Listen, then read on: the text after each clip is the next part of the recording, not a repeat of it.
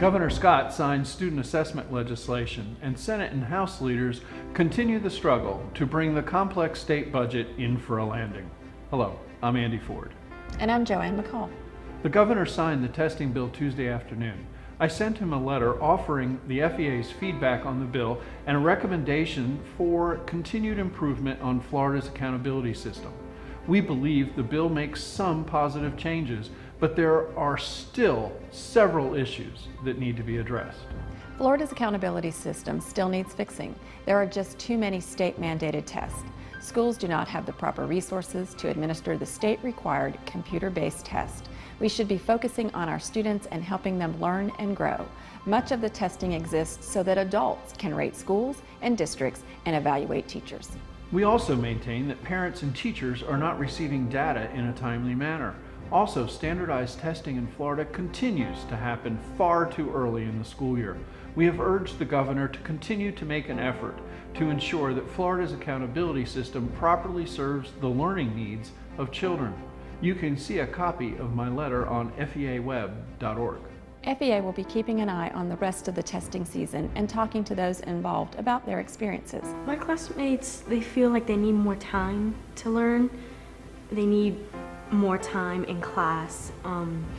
I feel the same way because it's very difficult to take a test that you don't know. We took a test, I believe, 2 weeks ago, and we told the teacher, we don't know any of this, and they just said, do your best. And they said you're supposed to pass it. How are we supposed to pass a test that we didn't learn any of it? We will also continue to educate the public and lawmakers about standardized testing so that we can continue moving in the right direction. Another issue your FEA lobbying team has been dealing with is that of hiring full-time adjunct teachers. FEA believes that all students deserve the very best teachers that Florida has to offer that have been properly certified. Several provisions in House Bill 1145 will allow for quite the opposite. School districts are currently allowed to hire part-time adjunct teachers to meet a specialized need, but these bills take this one step further. The bill would authorize the full-time use of adjunct teachers while removing the requirement for these teachers to pass a subject area test. To add insult to injury, it does not look like parents will be required to know if their child's teacher is an adjunct teacher or not. The bill ultimately undermines the teaching profession. The legislature claims they want to raise accountability for students, yet they are lowering the standards for those who can teach. Here are some additional highlights from the legislative session this week. The Senate Education Pre-K through 12 Committee was set to consider a controversial bill late Wednesday. Senate Bill 180 by Senator Greg Evers would allow school superintendents to designate certain teachers, employees, or volunteers to carry concealed weapons on school property. Proponents of the so-called school safety bill contend it would help protect students and teachers in the event of a school shooting. But we fear introducing guns into public schools could have tragic consequences. The Senate Pre-K through 12 Education Committee declined to vote on the proposal last month, but Chairman John Legg, who has said he has significant concerns about the bill, intended to call for a vote Wednesday evening.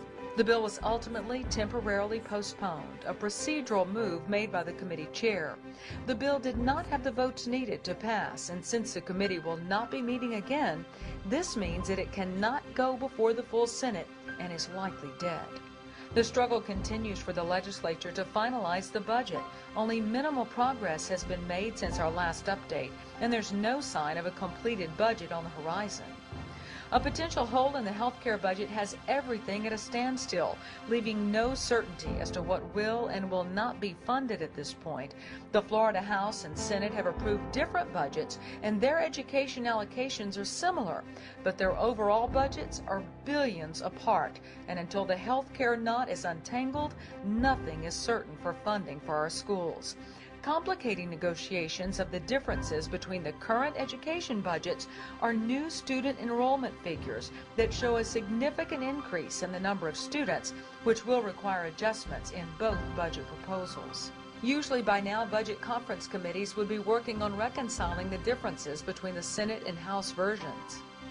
However, the dissent over funding for the program that helps expand health care coverage for uninsured and low-income families has been growing in the past few weeks. Leaders in the legislature declared it's very likely they will not be able to finalize budget negotiations before May 1st.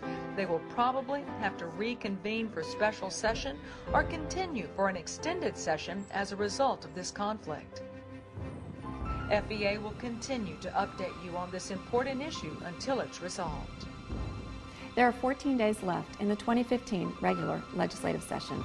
There is still time to make an impact. Stay connected. Take part in the conversation on feaactioncenter.org.